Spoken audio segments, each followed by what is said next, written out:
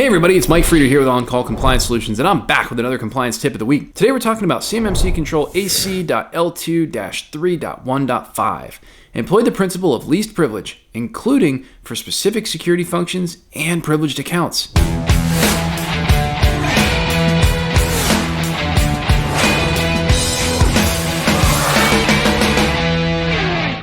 So hey, if you're a defense contractor who's feeling frustrated, overwhelmed, and like you need a security clearance just to understand CMMC, I've got great news for you.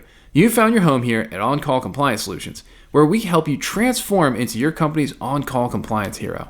Let's jump into it. So today we're talking about the principle of least privilege, or as I like to call it, no Bob from accounting. He does not need access to your entire network. CMMC Control AC.L2-3.1.5 is all about making sure users only have access to what they absolutely need to do their job, and nothing more. You wouldn't hand your house keys to the pizza delivery guy just because he's bringing you a large pepperoni and you want him to come in the front door, right? Then why would you let every employee in your company access sensitive CUI, admin functions, or security settings they have zero business messing with? And you know, I hear it all the time. Oh, my engineers, they want access to everything. They've got to have admin privileges on their machine. And a lot of times that accidentally turns into admin privileges on the whole network. Yikes. I'm here to tell you that's not okay. This control is a big deal because it stops security breaches before they happen by limiting what users can access, what they can do, and what damage they can cause if they make a mistake or even worse, turn rogue. Let's break it down into the assessment objectives so you can pass your CMMC Level 2 audit without losing your mind, if you haven't already from watching all of our videos. All right,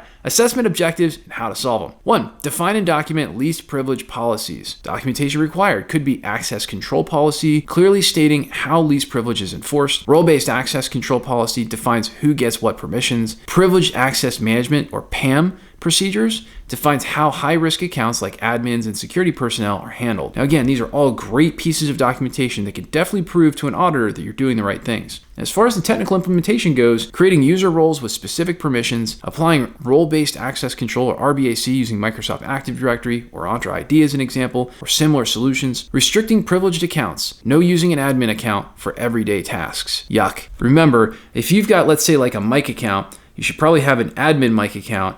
That way, you've got an ability to do your admin privileges through the admin login, but you do all your regular work through your mic at, or whatever your standard username is, that doesn't have all the permissions to the castle. Very, very important, because if all of a sudden the admin mic account starts going rogue and doing weird stuff, and it wasn't you, you're going to know that. But it's really hard to detect if every account you have has got full admin privileges. So if this is a new concept to you when it comes to IT security, well, it's time to get with the program. Your intern does not need access to payroll. Your marketing guy does not need access to CUI. And your CEO, he probably shouldn't be tinkering with firewall settings, let's be honest. So we have to have some common sense about this, but we also probably have to have one or two instances of break glass accounts. That way, in case there's an emergency or the IT guy got sick, someone else can get in. So you have to balance those things, and you definitely have to document them. Number 2, limit privileged accounts to only necessary users. Documentation that's required. Privileged access list. A documented list of users with elevated privileges. Yes, you actually have to have this on paper or in a report somewhere. It's not good enough to just open up Active Directory and show the assessor. Believe me, I know from firsthand experience, it doesn't go over very well. Justification for privileged accounts. Who gets elevated access and why? Periodic privileged access review logs. Show that admin accounts are reviewed and cleaned up regularly. Technical implementation. Disable local admin accounts on standard user machines. I know.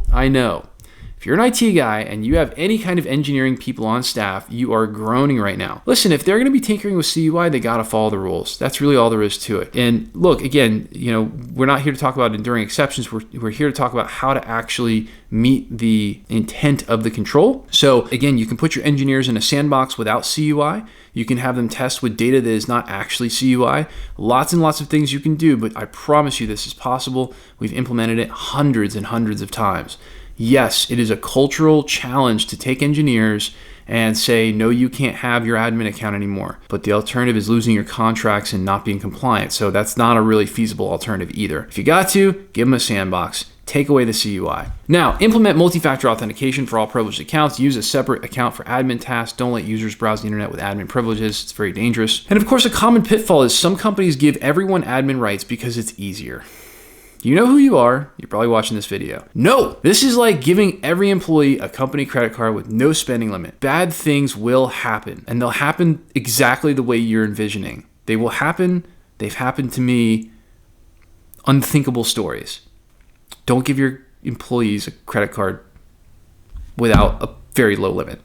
Trust me. Enforce least privilege and security functions. Documentation required. System configuration policy defines how least privilege is enforced on IT systems. Privileged user training logs show that users with admin access are trained on security best practices.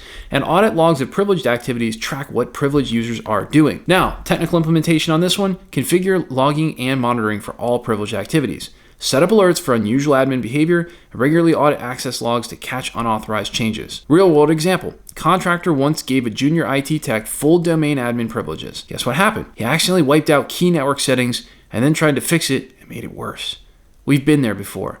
You've got to be really careful, and really the goal is to limit as much as possible people who have access to this information. Lesson learned, limit privileges, monitor usage, definitely have a backup plan. Probably where the incident response plan and the disaster recovery plan come into place. Now, final checklist to pass your CMMC audit on this control. To pass CMMC Control AC.L2-3.1.5, you may need a documented least privilege policy, a role-based access control policy enforcing least privilege, a list of privileged users and justification for each one, regular reviews to clean up unneeded access, monitoring and logging on privileged user activity. And of course, if you're missing any of these, your CMMC assessment, it could be a rough ride.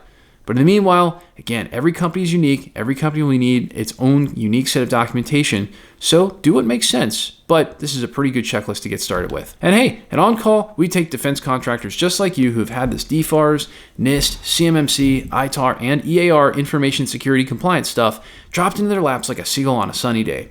And we teach you how to level up and be a proper on-call compliance hero for your company, eliminating gaps, gray areas, and getting this solved, all while showing you how to leverage compliance as your secret weapon to land more defense work with higher profit margins.